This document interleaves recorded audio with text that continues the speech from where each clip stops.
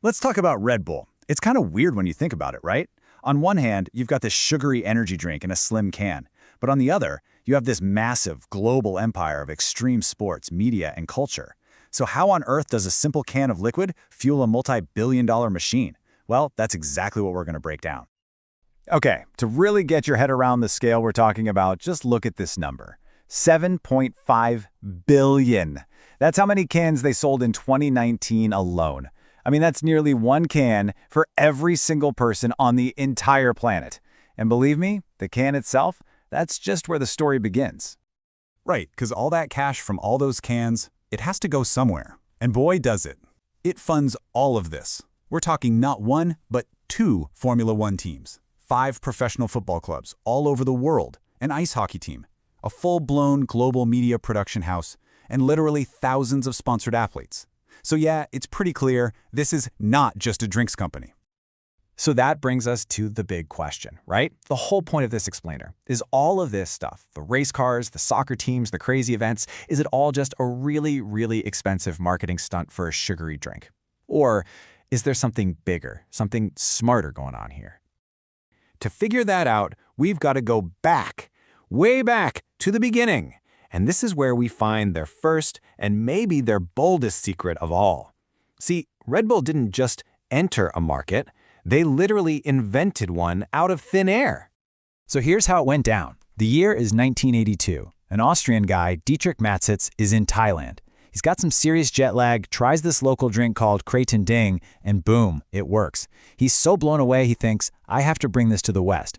But here's the thing. Every single investor he talks to says he's nuts. They all say there's no market for this. So what does he do? He bets on himself, puts his entire life savings on the line to create that market all by himself. And you know what? The first big break came from a place you'd never expect. The drink was actually banned in Germany at first. Now, for most companies, that's a death sentence. But for Red Bull, it was a gift. It instantly gave him this outlaw vibe. And what happened? Young Germans started crossing the border just to buy this forbidden drink. It created this insane buzz and mystique around the brand. So all that mystique, all that hype, it meant they could charge way more for their drink.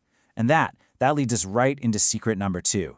This is the financial engine that powers the entire Red Bull empire. And trust me, it's a jaw-dropper. Okay, so their core strategy is, honestly, it's genius in its simplicity. Here it is. Red Bull doesn't actually make the drink. Nope. The mixing, the canning, all of it, they pay someone else to do it. It's all outsourced. And that frees up every last cent and every single person in the company to focus on just one thing: selling it, building the brand. And this is where things get absolutely wild. Just look at these numbers. The actual cost to make a can of Red Bull, the liquid, the can, everything, is about 9 cents. 9 cents. But they turn around and sell that can to stores for about $1.87. Think about that markup. And that's before you and I even walk into the store. Let me just put that number a different way for you. That is a markup of over 2,000%. 2,000%. That right there, that's the secret sauce. That's the cash that pays for the Formula One teams, the guy jumping from space, everything. It's the fuel that makes the whole machine go. Okay, but that begs the question, right? How in the world do you get millions of people to pay that much for, well, for what's basically sugar water? And that brings us to secret number 3, which is where the real marketing magic happens. They figured out they aren't selling a drink, they're selling a feeling. And they do it with this idea they basically invented called story performing. Now forget everything you know about old school marketing. This is the complete opposite. Instead of just slapping your logo on someone else's event, you create the event yourself. You don't sponsor the culture, you become the culture. You own the whole thing, the story, the media rights, everything. I mean, just think about how different that is. Old marketing, you're just a logo on a banner. You're a guest at the party. Red Bull's way, they are the party. They're the main event. And because of that, when you hold one of their cans, you feel like you're part of that excitement, part of that thrill. And look, if you want the ultimate, most insane example of this ever, look no further than the Red Bull Stratos project. I mean, come on. They didn't just sponsor some space thing. They built their own space mission just to send a guy named Felix Baumgartner to the very edge of our atmosphere so he could jump out. It's unbelievable. So you might be thinking, that sounds expensive. And it was. The project cost them a cool $50 million. But was it worth it? Oh yeah. The media value they got from that one event was estimated at $6 billion. That right there is the power of story performing. It's marketing so good it pays for itself 100 times over. Okay, so let's recap. We've seen how they invented a market from scratch, how they make an insane profit on every can, and how their marketing is on another planet. But that brings us to the final piece of the puzzle, the last secret. This is their real endgame, and it's about way more than just selling drinks.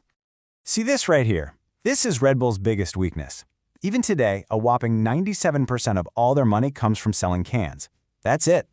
Talk about having all your eggs in one basket, and it happens to be a very sugary basket.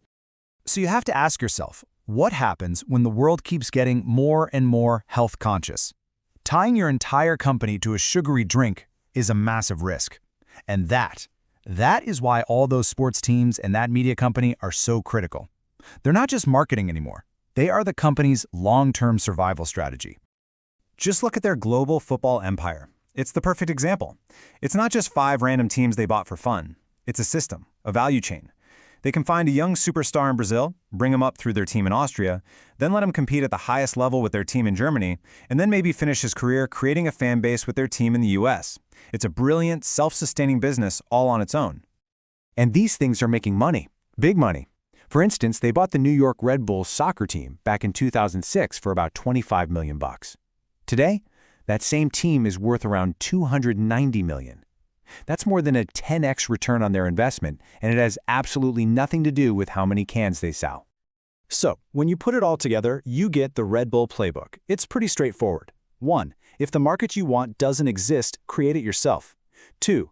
Don't worry about making the product. Let someone else do that. You just focus on owning the brand. 3. Don't just sponsor stories, be the story. And 4, and this is the big one, use the cash from today's business to build what your company will be tomorrow. And all of this leaves us with one last, really interesting question to chew on. Is Red Bull even a beverage company anymore? Or is it actually becoming a massive media and sports company that just happens to be funded by an energy drink? Whatever the answer is, it's going to define their entire future.